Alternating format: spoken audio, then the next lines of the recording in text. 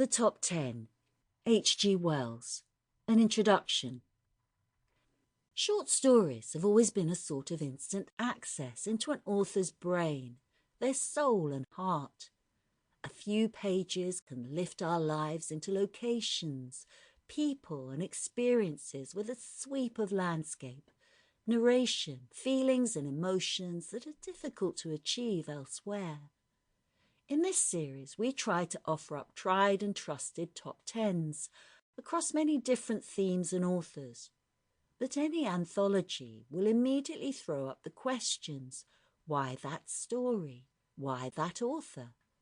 The theme itself will form the boundaries for our stories, which range from well-known classics, newly told, to stories that modern times have overlooked, but perfectly exemplify the theme. Throughout the volume, our authors, whether of instant recognition or new to you, are all leviathans of literature. Some you may disagree with, but they will get you thinking about our choices and about those you would have made. If this volume takes you on a path to discover more of these miniature masterpieces, then we will have all gained something. In the canon of literature, one British author is instantly recognisable across several genres for his many classics. In this volume, H G Wells once more demonstrates, across a range of short stories, that his fabled talents remain undimmed. The Magic Shop by H G Wells. I had seen the magic shop from afar several times. I had passed it once or twice.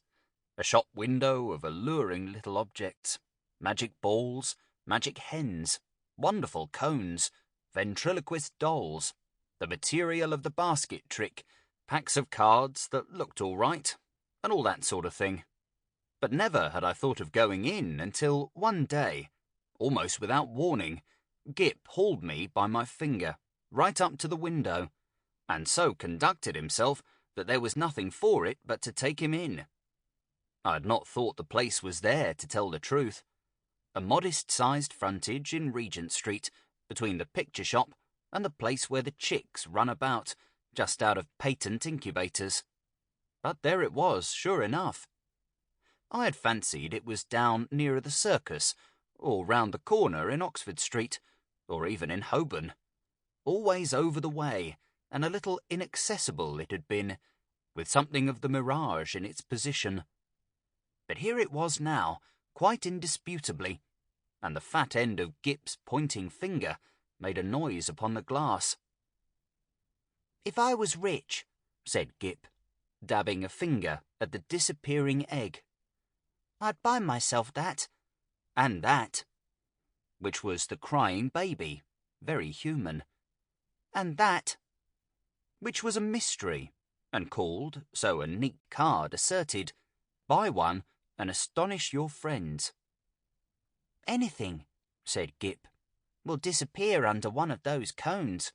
I've read about it in a book. And there, Dada, is the vanishing halfpenny.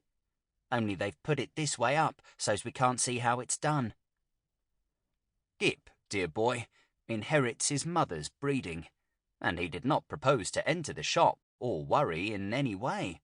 Only, you know, quite unconsciously, he lugged my finger doorward, and he made his interest clear. "That," he said, and pointed to the magic bottle.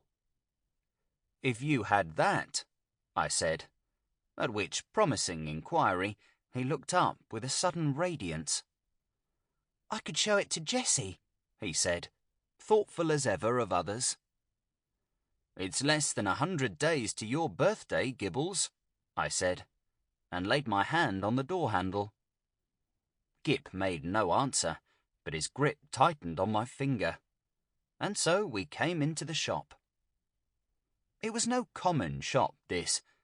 It was a magic shop, and all the prancing precedence Gip would have taken in the matter of mere toys was wanting. He left the burthen of the conversation to me. It was a little, narrow shop, not very well lit, and the doorbell Sample complete. Ready to continue?